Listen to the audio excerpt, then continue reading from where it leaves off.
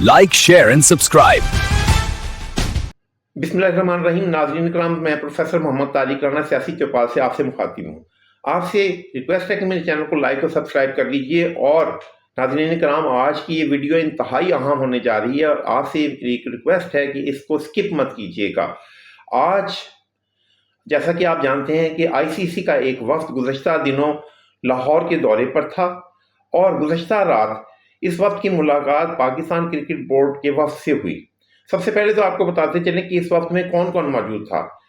ICC का वफ्द number 1, number 2 Pakistan cricket board का वफ्द, जिसमें के chairman Pakistan cricket board Mohsin Naqvi शामिल थे। बांग्लादेश के चेयरमैन बोर्ड ऑफ क्रिकेट भी इसमें मौजूद थे और इसके अलावा आईसीसी के डिप्टी चेयरमैन इमरान ख्वाजा भी इसमें मौजूद थे। नाज़रीन, आपको बताता चलूं कि 4 घंटे तक ये तवील इजलास जारी रहा, जिसमें बहुत अहम तरीन फैसले किए गए। नंबर 1, मीडिया के जरिए से पाकिस्तान को घटिया टीम कहा गया, दुनिया की बदतरीन टीम कहा गया। संजय मंजरेकर ने यह तक कह दिया कि हम पाकिस्तान से अब नहीं खेलेंगे क्योंकि पाकिस्तान बिल्कुल एक ऐसी टीम है जिसे आसानी से हराया जा सकता है। अब ये दबाव फिर क्यों डाल रहा था इंडिया? क्योंकि उन्हें मालूम था कि पाकिस्तान के बगैर ये वर्ल्ड कप मुमकिन नहीं। सबसे पहले भारत ने श्रीलंका से कहा, फिर अमेरिका के सफीर के जरिए से दबाव डाला गया, यूएई के सफीर के जरिए से दबाव डाला गया, लेकिन जब बात नहीं बनी तो फिर बिलाखिर इंडिया को, बीसीसीआई को और आईसीसी को मुज़ाकरात की टेबल के ऊपर आना पड़ा। अब हम आते हैं उन 4 शराइत की तरफ जो पाकिस्तान ने मनवा ली हैं। शर्त नंबर 1, बांग्लादेश को होने वाले तमाम तर माली खसारे को पूरा किया जाए। नंबर 2, बांग्लादेश ने जिन सिक्योरिटी खदशात की बुनियाद पर वर्ल्ड कप छोड़ा, उन सिक्योरिटी खदशात को मुकम्मल तौर पर दूर किया जाए। और फिर आपको ये भी बताते चलें कि ये भी कहा गया कि बांग्लादेश से इस बारे में मुआफ़ी भी मांगी जाए। जिस वक्त पाकिस्तान मुआफ़ी मांगने के लिए कह रहा था, उस वक्त बांग्लादेश क्रिकेट बोर्ड के चेयरमैन मौजूद थे। शर्त नंबर 3, क्रिकेट में होने वाली सियासत पर माजरत की जाए। सियासत क्या हो रही थी कि पाकिस्तान को गुज़िश्ता कई दहाइयों से इंडिया हट धर्मी का मुजाहरा करता था। कभी वो कहता था कि मैं अपनी मर्जी के वेन्यू पर खेलूंगा, कभी वो कहते थे कि हम पाकिस्तान के साथ खेलेंगे नहीं, और टेस्ट मैचेस का सिलसिला बहुत अरसे से रुका हुआ था।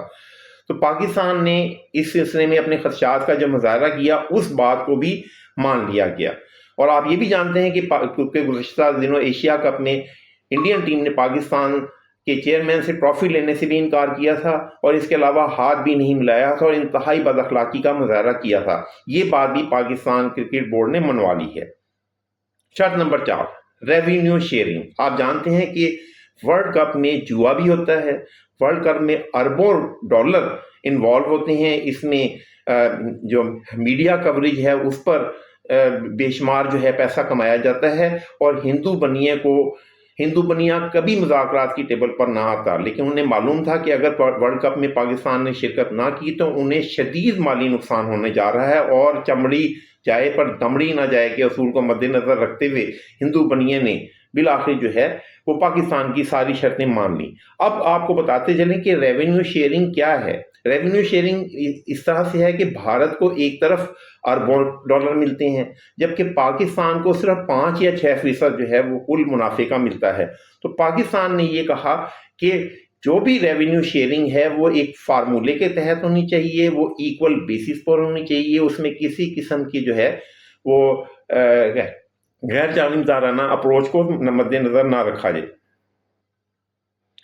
इसके अलावा पाकिस्तान ने एक और बात जो मनवाई वो ये है कि पाकिस्तान और भारत के दरमियान जो टेस्ट मैचेस का सिलसिला बंद है उसको जारी किया जाए